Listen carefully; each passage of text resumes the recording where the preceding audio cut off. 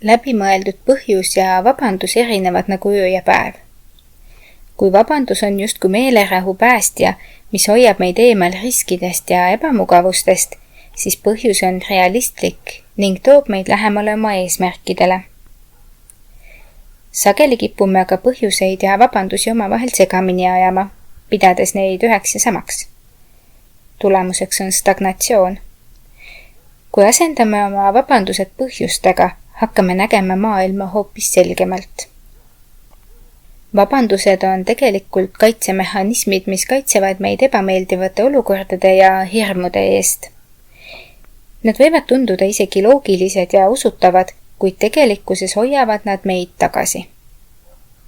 Näiteks kui keegi ütleb, et tal pole aega sporti teha, siis on see enamasti vabandus, mitte tõeline põhjus.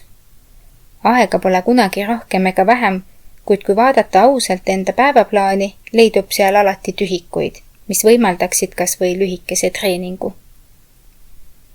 Põhjused on vabanduste vastandid. Nad annavad meie tegevusele tähenduse ja selguse. Põhjused viivad meid juurpõhjusteni, mis selgitavad, miks midagi on vajalik ja miks me teeme teatud valikuid. Kui keskendume põhjustele, saame teha teadlikke ja läbimõeldud otsuseid. Selle asemel, et öelda, ma ei saa, sest ma kardan, võime vaadata otsa sellele hirmule ja küsida, mis on selle taga. Võib-olla on põhjus midagi palju sügavamat, mis vajab lahendamist, mitte vältimist. Põhjuslik mõtlemine muudab meid eneseteadlikumaks ja annab selge suuna. Kui oleme teadlikud oma tegude tõelistest põhjustest, väheneb ka hirm läbi kukkuda või eksida. Teades, miks midagi teha, ei ole meil vaja teiste heakskiitu ega õigustust. Selge põhjus muudab meie tegevused sihipärasemaks ja aitab seada realistlikke eesmärke. Lisaks, kui asendame vabandused põhjustega, hakkame vastutust võtma. Meie tegevused ja valikud ei ole enam kellegi teise süü ja meie olude ohver. Kui ütleme, et meil on põhjus, miks midagi teha, peame me ka seisma nende tegude taga.